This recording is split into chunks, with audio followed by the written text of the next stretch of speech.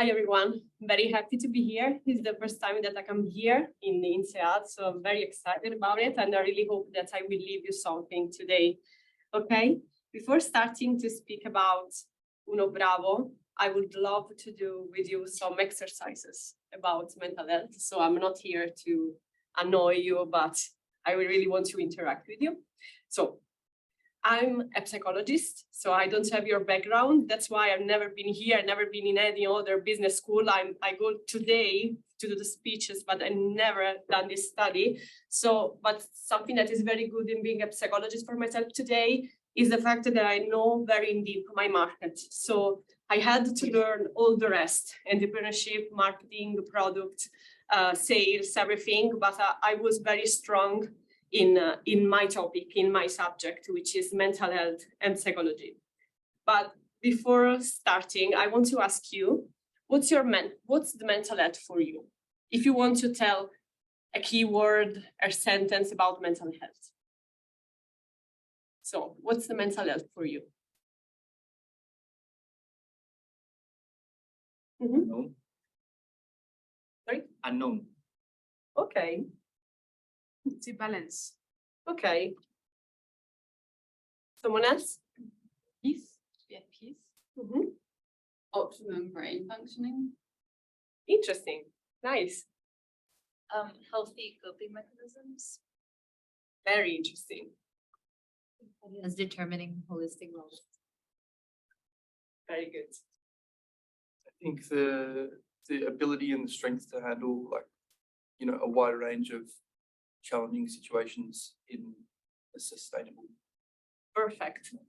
So mental health can have a different, how can I say, way to explain what is it. This is one of my favorites. So includes our emotional, psychological, and social well-being, and affects how we feel, how we act, and how we think in general. So that's why it's so important, because if you think about it, it includes all our life. So how we act, how we feel, how we think, everything. So it's very, very important.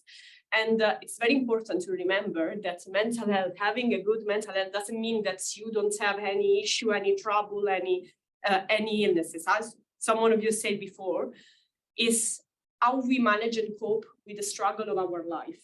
If we manage good or if we manage bad, makes a total difference with the two things. So the mental health can increase the productivity, improve the relationships, and reach a very positive quality of life.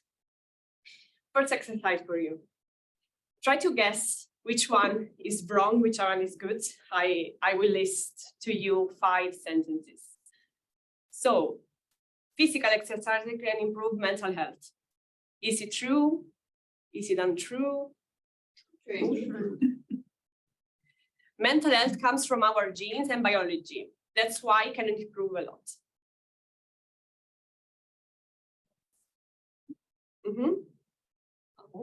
False? We'll see. Many people don't seek help for mental health disorders due to the stigma surrounding mental illness and lack of access to resources. Mental health disorders are common and affect people of all ages, genders, and backgrounds. Mental health disorders are always caused by bad parenting. It's a lot Freud, isn't it? Everything is about your mother. So, of course, you were right, but I can tell you that having a bad knowledge about mental health is very easy, because it's not like medical things where they have their own words and you can exactly divide which is medical, which is not. We use normal words that we use in our everyday life, so people sometimes is convinced strongly about something that is absolutely wrong. So why the first one is wrong? Because the mental health can improve a lot, and if we neglect it, of course, it can degenerate, and of course, it's not something that I advise you. And it's not only about biology, it's also about biology and how we were born, our parents, our families, but it's not only about it, absolutely it's wrong. And the second one that was wrong is it can be caused by bad parenting, but of course it cannot be the only reason. It will be very, very easy, and unfortunately it's not that easy. So what's the takeaway? The thing that I already told you, that it's very easy to have superficial beliefs about mental health. So make sure every time you hear something about psychology, mental health, to look to reliable and scientific resources. Or otherwise, again, it's very, very easy to think that something is absolutely true, but it's not. So something very important that you need to understand is that it doesn't exist that you have a good mental health or not. So it's not black or white. So it can be moderate, it can be severe, it can be mild. And something that is very important to understand is that I think that one of the concepts that are absolutely true is the mental health continuum. That means that we are not black or white. So we are full of grace in every moment of our life. Our mental health can change. So you can find yourself to be here in the continuum, so very close to mental health and far from mental illness. And then you can move and you are even better and you're here. And then something happened in your life. So you can break up with your boyfriend, you can have someone of your friends suicidal, something that is very, very bad, or something that is great and helps you. So as you can say, you can change all the time and move from to an extreme to another one. And this is absolutely normal. It's absolutely normal. And remember this, because sometimes when we are in our bad moments, and when I say moments, it can also mean months or years, remember that you won't be there forever. So you can find a way to move back again to the other part of the continuum. I really need to ask you to stand up for the second exercise. You will read some sentences. If you don't feel comfortable, please just ignore them. And I ask you to sit down if the sentence applies to you. Okay? If you keep hearing the sentences that apply to you or not, just stay seated. No, don't sit up again, okay? Never have I ever experienced a traumatic event that I kept seeing, like flashbacks, for example, or dreaming about a night for months after the event. Sit down if this happened to you. I go ahead. Never have I ever experienced insomnia or general issues or falling asleep or staying asleep for days or even weeks in a row.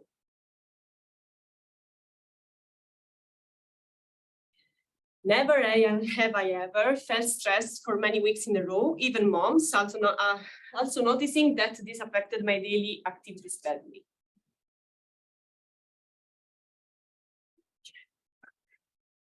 Experienced an unexpected panic attack 3 times in my life, for example. Felt hopeless about the relationship between myself and others. Felt deeply that I didn't believe in myself. So, sentences ago, all of you are seated. Why? Because mental health in general is an everyone problem. So it's not a problem that affects only a very small percentage of population, as sometimes we can hear. So that's why it's so important to take care about it, to improve our quality of life. And here we go. So what's Unabravo? What Unabravo does in Italy, but probably we will come to France too in the future. So Unabravo tried to beat the stigma surrounding mental health and giving to people more accessibility to mental health services. How this story begins.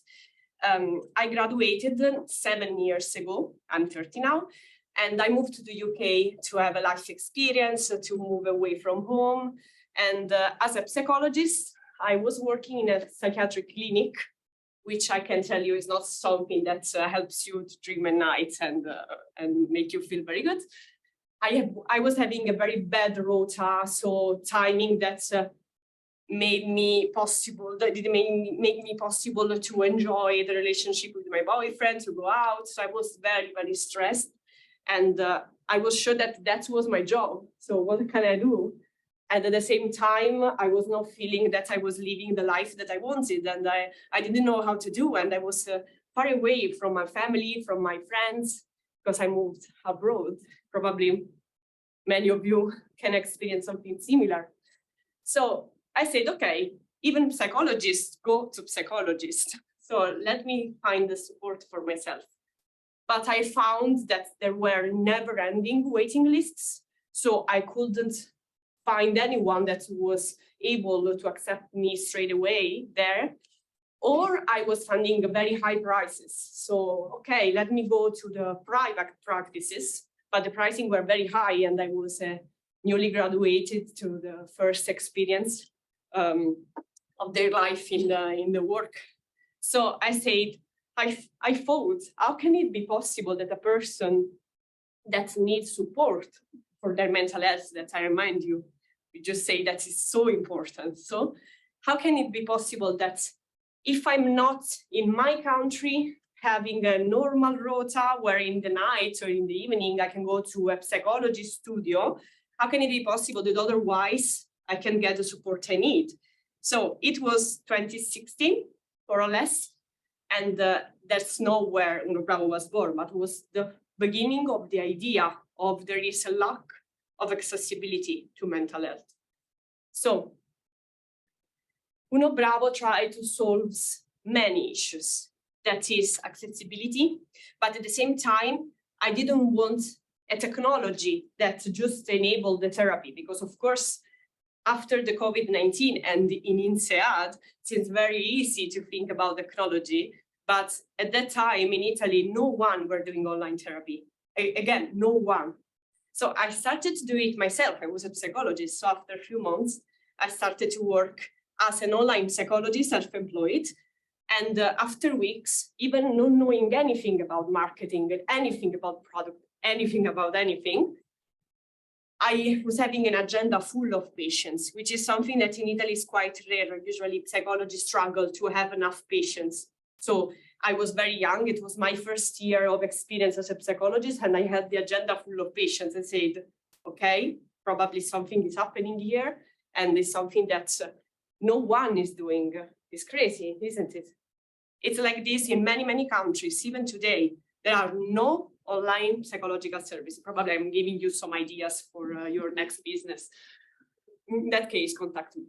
So Unabravo was founded in 2019, and this month we reached more than 1 million therapy sessions completed. We have more than 80,000 patients in therapy today, and more than 2,500 psychologists, and a wonderful team of 130 people. Very excited to work in a scale-up that is growing so fast in 3 years of activity. It's just in Italy. This is just in Italy, yes. We launched in Spain as well, but we are very early stage in Spain. So yeah, all the numbers are Italian. So why it works so good? Because first, as we said, people can have limited access to therapy because of the lack of services on the place, or the lack of timing to go to a psychologist, or they can find very high costs. How it happened to me years ago, and I was very young with a very low salary, and I really couldn't afford it. Or they can even struggle to find the right therapist, because when you hear psychologists, you can imagine that all the psychologists are the same.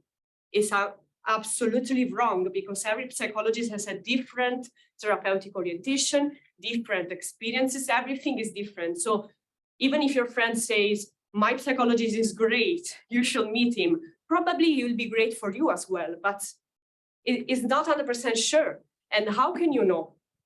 The average user doesn't know, and it's normal. So I saw at that time that many persons would say that I don't really know how to find a therapist that can suit my needs.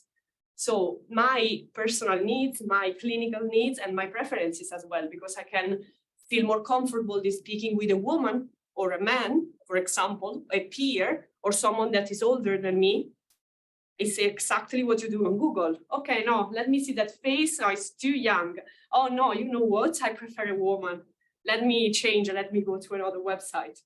Okay. In the end, the stigma. So many people will reply to you, I will never go to a psychology studio. I don't want to go there and look in the other people's eyes telling my struggles. No, it's something that unfortunately even in 2023 you can hear. Unabravo works because we were aware about all this issue and asked ourselves, how can we solve them? So first, the therapy is often 100% online. So all the million sessions that you saw happen online, which again, after the COVID and in INSEAD, it seems something that is very normal, but no one were doing it at the time in Italy. We have a flat pricing because I really wanted to give the possibility to young people to access therapy. And this is not 100% completed because even 45 euros can be too much for someone. Of course, I cannot ask psychologists to work for free. But if you know the average of the cost of the session, you can imagine that 45 is definitely lower. And very important to me was the technology to match the users with the therapists. Because as I said before, sometimes people say, I don't really know how to find the right one for myself. I don't even know what I have, for example, if I have a problem or not, and which problem is it. So we created a questionnaire that has a technology and algorithm that studies all the answers and connects with the therapists that are in our teams.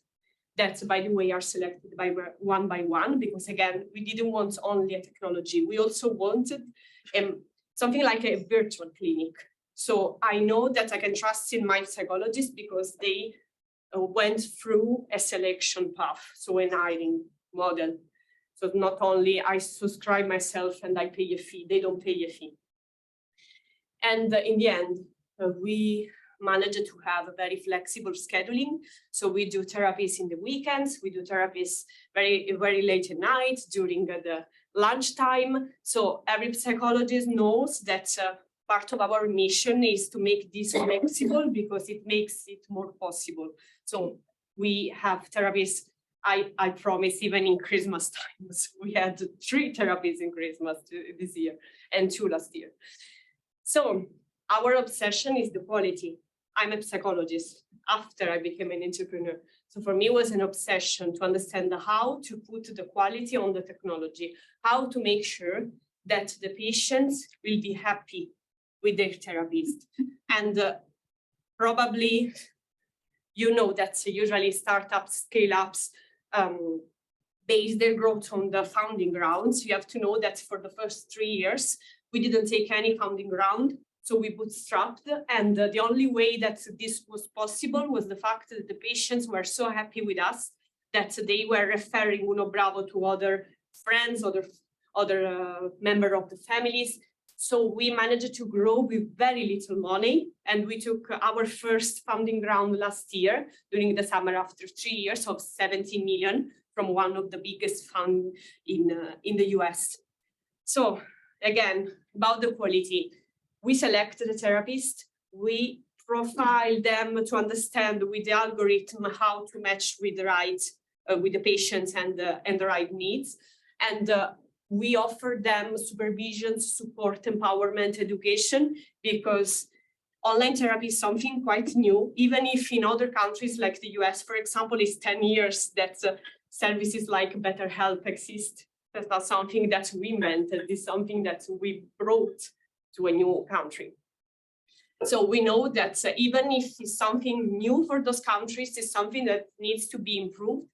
And I can tell you that the psychology world is huge. There are so many things to discover and to learn. So we are very happy to help them, and they are very happy to work with us. Of course, it's part of our strategy to keep the therapists with us and don't make them leave for other jobs. In the end, we have quality assurance processes that we created to make sure that a therapy is successful. Just to make you some examples. If a patient goes away after 2 sessions, do you think that the therapy was successful? No, he didn't have even the time to spell his name right.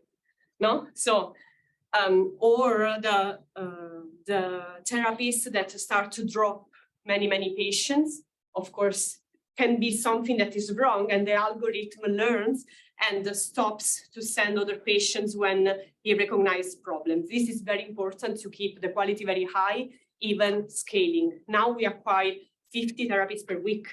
It's very hard for us to check on each one of them. Two years ago, I was aware about all their names, all their clinical orientation. I was advising them. Of course, even having managers in a big team is not possible to take care of this huge community. So technology, of course, helps a lot. I thank you very much. And of course, I'm here for any question you can have on my business model, on mental health, or even if you have some ideas and you want to share them with me, I'm very happy to listen to you. Thank you for your talk, first of all.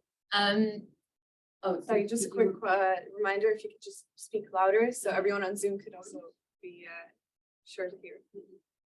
So I'm from the UK, and there is still the same problem that you mentioned. I think sort of mental health therapy is much more accepted in sort of our generation now, but there's still like very little accessibility, and Better Health has actually become quite popular, or they're advertising a lot in the UK. But recently there was a bit of a pushback against online therapy because of data protection worries, and probably particularly with the American companies that don't have so much data security. So I was just wondering if you could talk a little bit about your kind of data security and privacy policies and how you see that evolving in the health industry. Very interesting, thank you.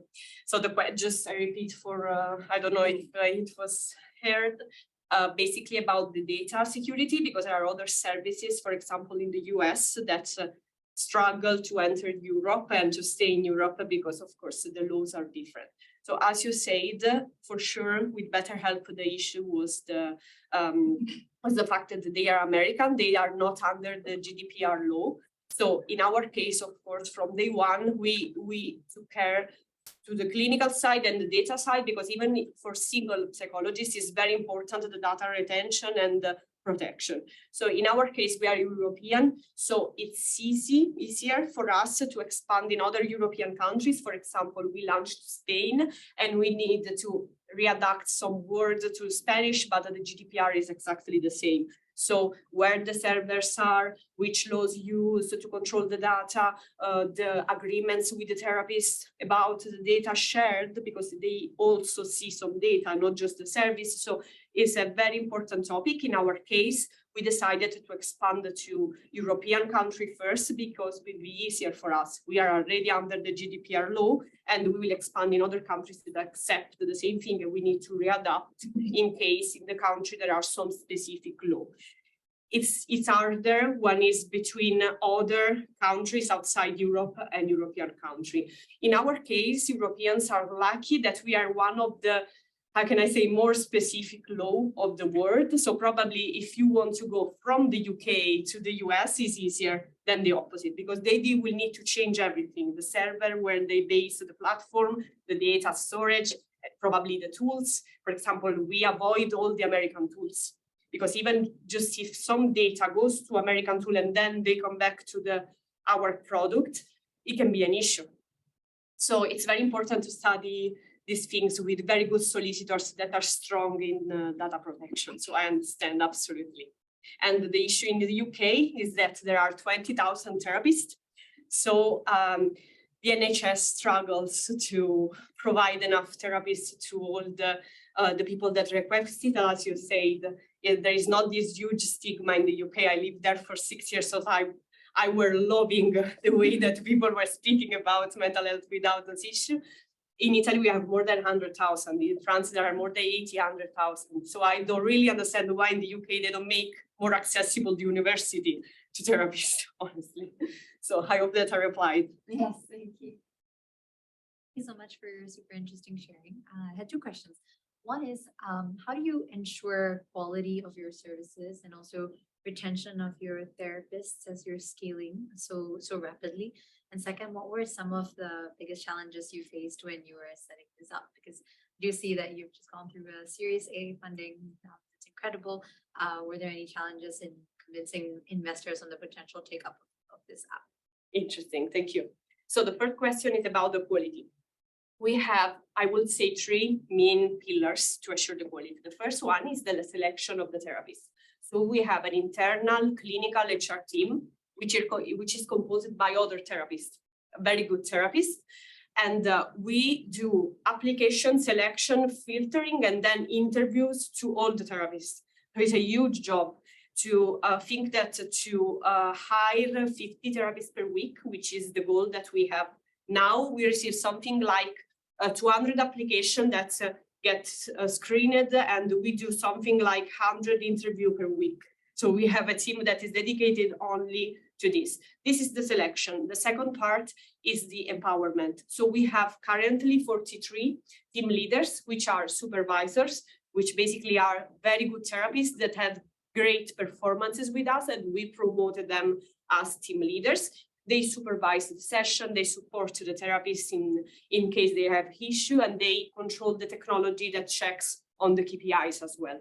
And the third one is the KPIs. So we do data monitoring to spot the issues, block from receiving new patients, and understand how to support them. So it's a very complex mechanism that, of course, is all about the scalability of the quality.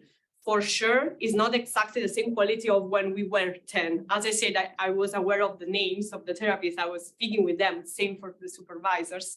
But our goal is to keep the quality very high, even scaling.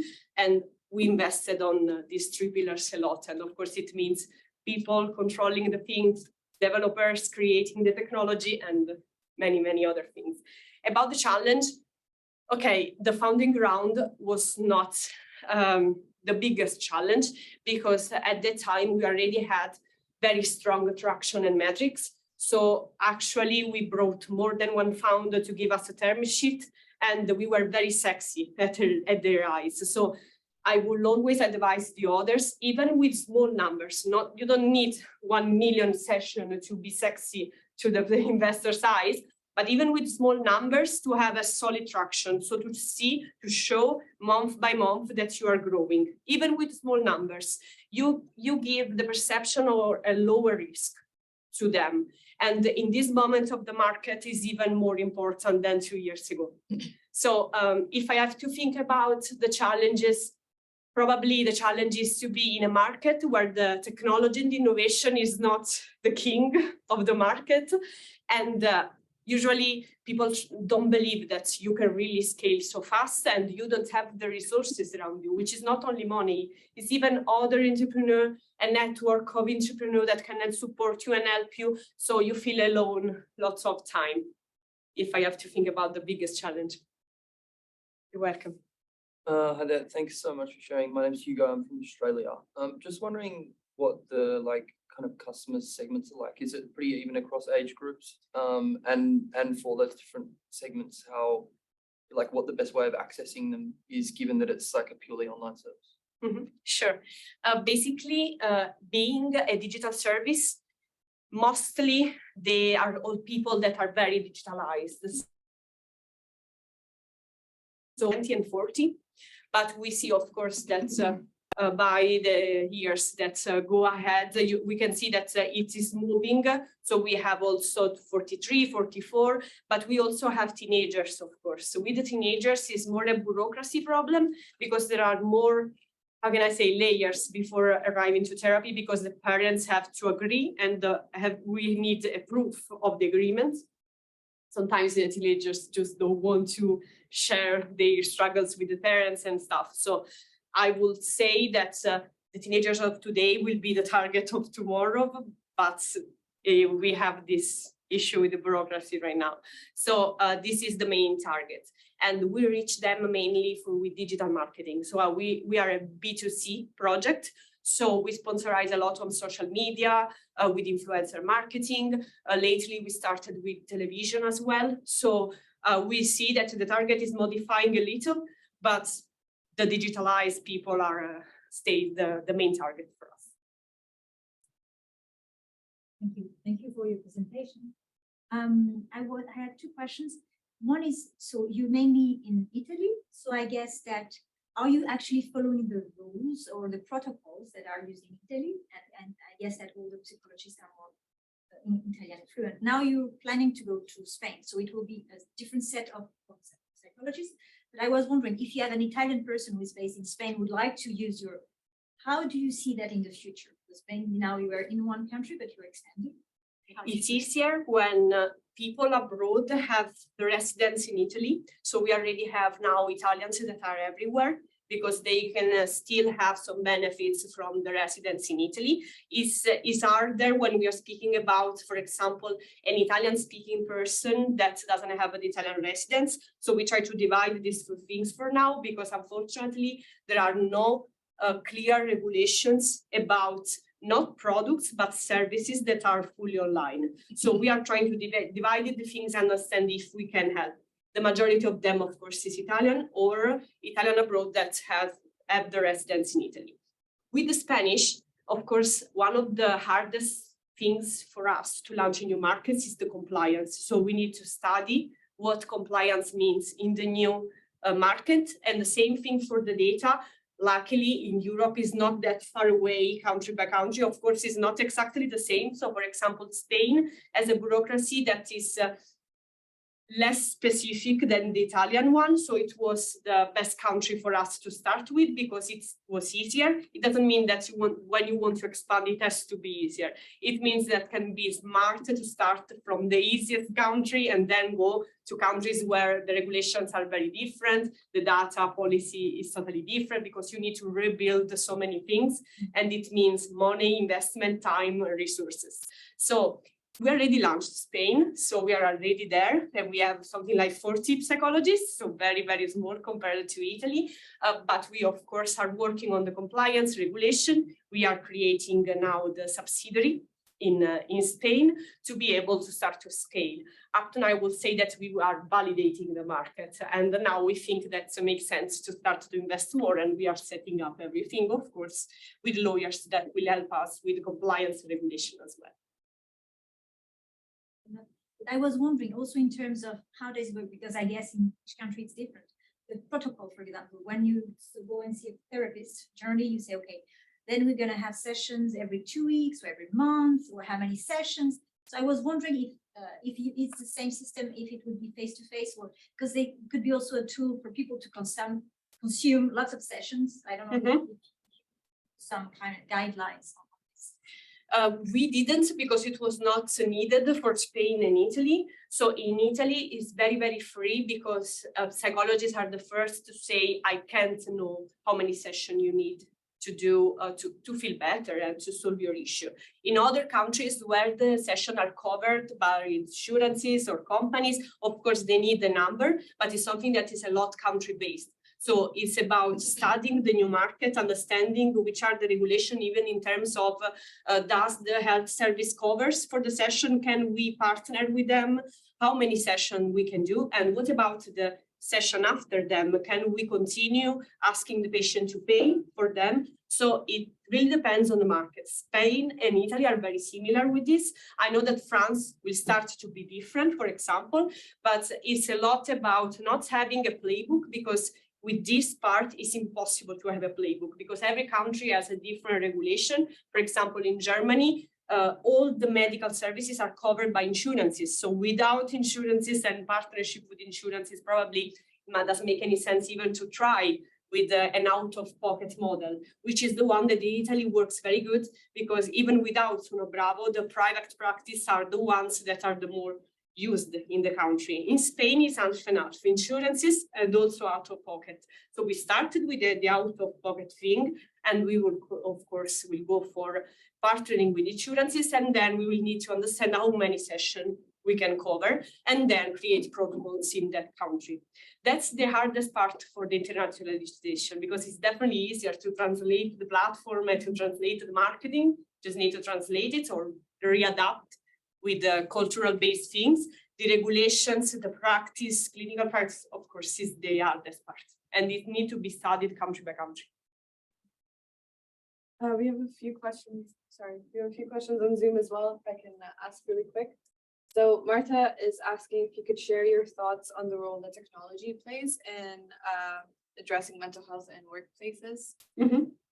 Interesting. Okay, about the technology, I think that In our case, is an enabler. It's not that they do the session. There are many services that are even more innovative than us that can provide the solution through the technology. In our case, the technology is an enabler. So the therapists, thanks to the technology, can reach the patients everywhere. That makes the things more flexible, easier, etc. Of course, in other services, different. The technology is the core business. In our case, the core is the clinical and the psychologists and our suppliers. Which one was the second one?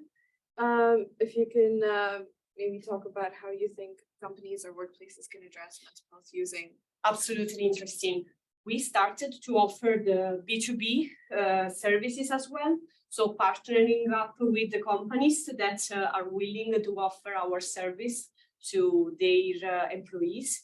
And this can mean one-to-one sessions, couple session, group session, but we also created workshop webinars that are based on the topic that are very important for the company. So for example, if you want to speak more about gender equality, if you want to speak about empowerment of some skills that are very important for that work. So we are creating now our offer for the companies. And of course, I can say that if I have to think about the markets, not only Italy and not only Unabravo, I know that in many markets, the B2B mental health service is the one that is scaling more than the B2C one, which needs higher costs to run and to scale than B2B, where it's a lot based on people, so on the sales that go and speak with the companies. So I think that in the future, it will become very similar to the US, where the majority of the company are very strong with the B2B side of the business. I think that in Europe, we are a little late on this. So the COVID was, I can say that helped the companies and the employers to understand that it's very important to take care of their employees' mental health. So now they are creating Mocha Care in France and other companies that are B2B, have the B2B as the core business model. So of course, in the future will be a lot of B2B, more than B2C. This is what happened in the US that started 10 years before us.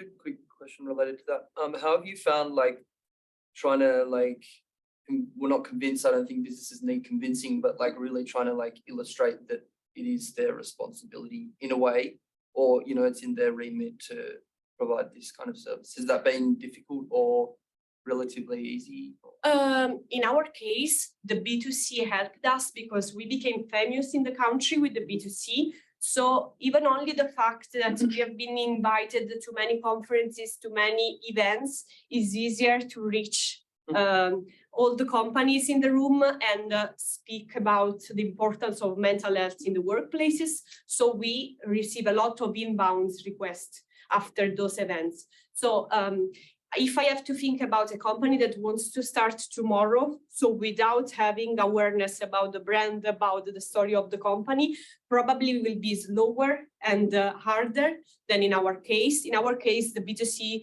helped a lot the B2B. And I think that the two business models in our case can help each other all the time.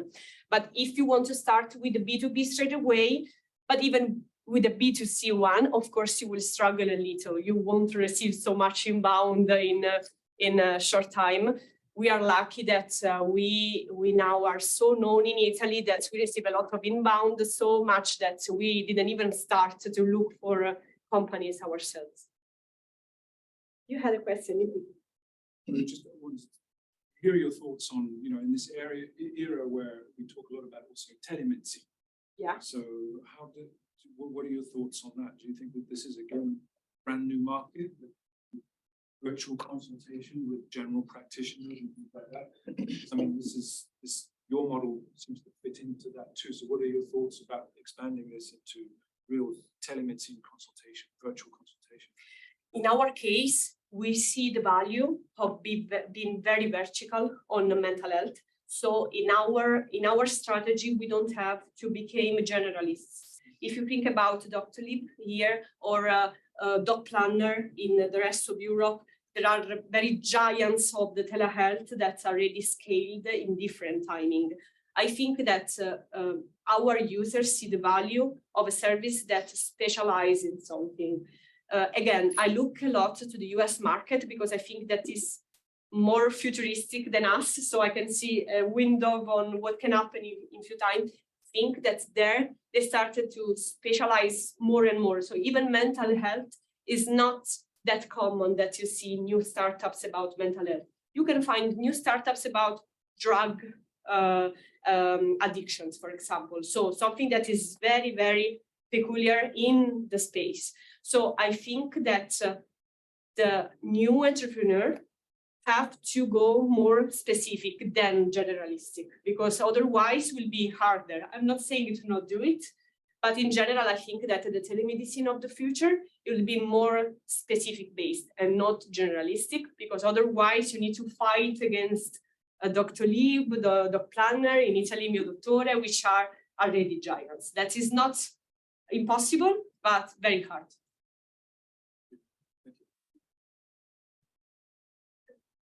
All done? There's one last question more specifically about Unabravo and its availability. So we were asked if it's available in English as well or across platforms. We have a lot of bilingual therapists.